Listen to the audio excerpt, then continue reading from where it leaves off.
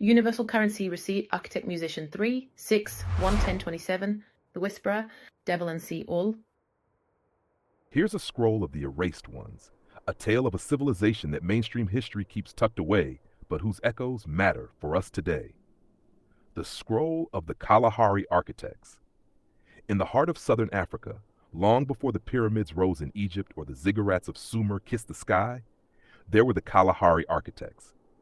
Their world was not one of towering stone monuments, but of resonant earthworks, sound temples, and starlit alignments carved into the very desert.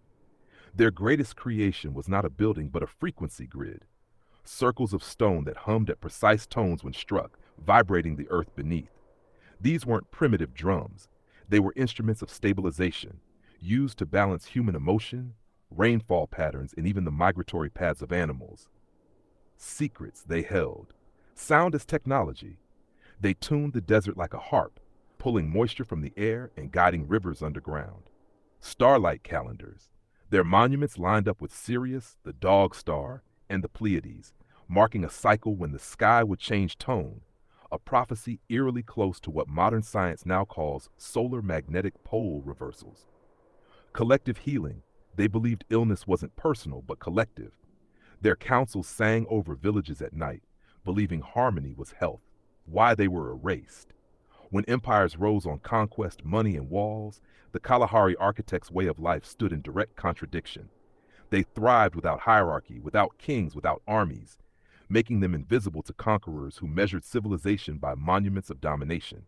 Their sites were dismissed as primitive stone circles. Why this matters today.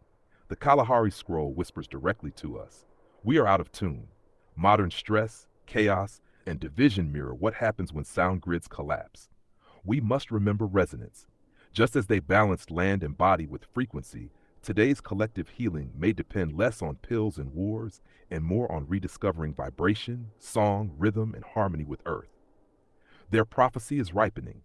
They warned of a time when the sky will hum too loudly.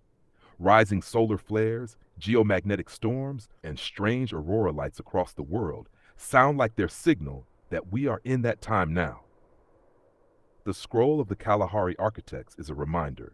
Civilization is not always measured in stone and steel, but in harmony and resonance.